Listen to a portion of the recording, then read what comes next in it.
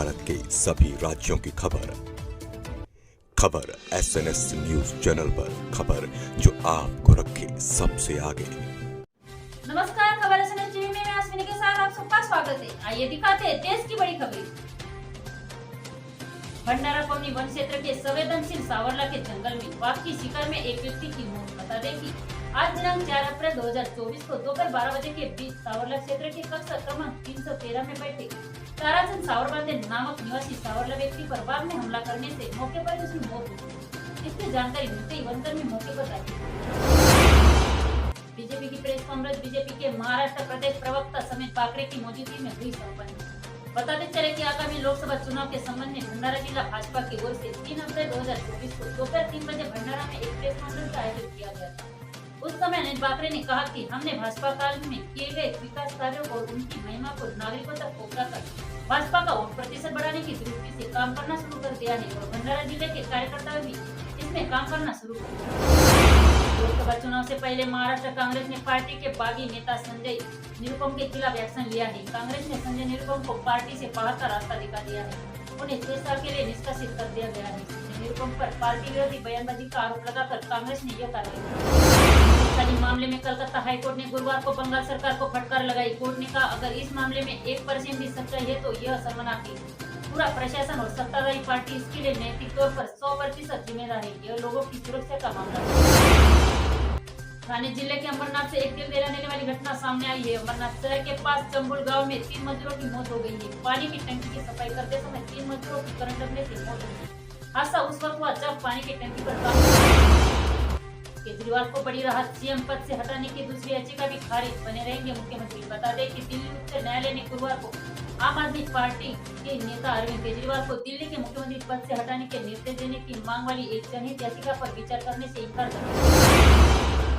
रामटेक में वंचित का बड़ा फैसला। सूत्रों के मुताबिक वंचित ने रामटेक लोकसभा से अपनी उम्मीदवारी वापस लेने का फैसला किया है। उन्होंने निर्दलीय उम्मीदवार किशोर गजभिया को समर्थन देने का फैसला किया है।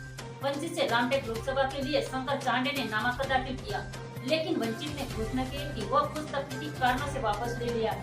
तो अब रामटेक में महाविकास आघाड़ी के उम्मीदवार श्याम कुमार वर्वे, महायुति के उम्मीदवार राजू कर्वे और वंचित समर्थित किशोर गजभिया के बीच त्रिकोणीय मुकाबला।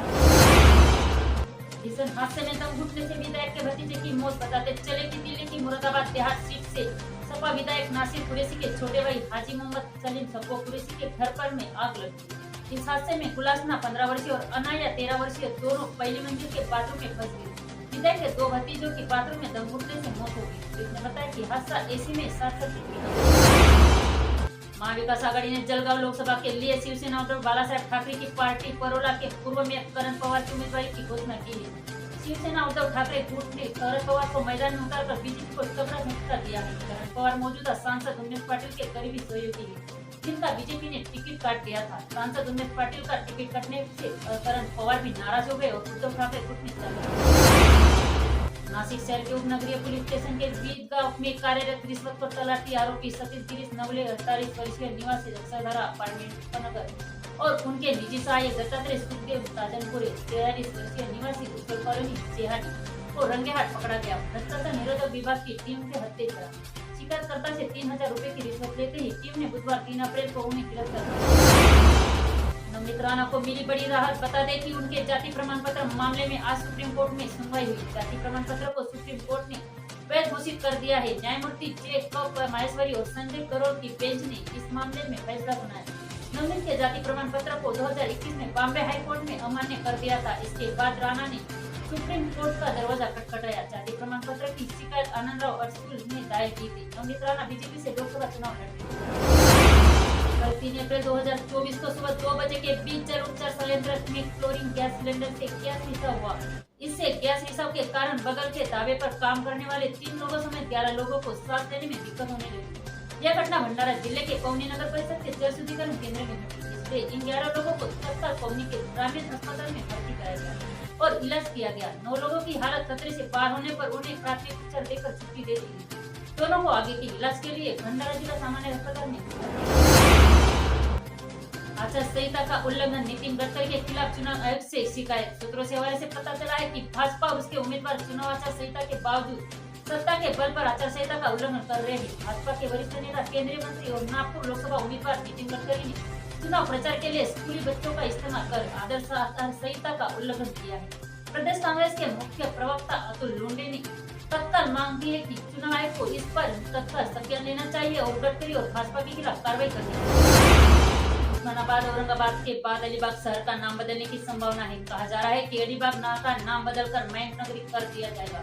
छत्रपति शिवाजी महाराज द्वारा हिंदू स्वराज की स्थापना में समुद्री रक्षा और समुद्री अभियान बहुत महत्वपूर्ण थे। मायना भंडारी ने महाराजा को मजबूत कवच देकर सहायता की। इसके अलावा अलीबाग में खंडेरी उंडेरी बंदरगाह पर किले और वहां के मायना भंडारी के पराक्रम ने कड़े संघर्ष ने अंग्रेजों को पीछे हटने के लिए मजबूर कर दिया।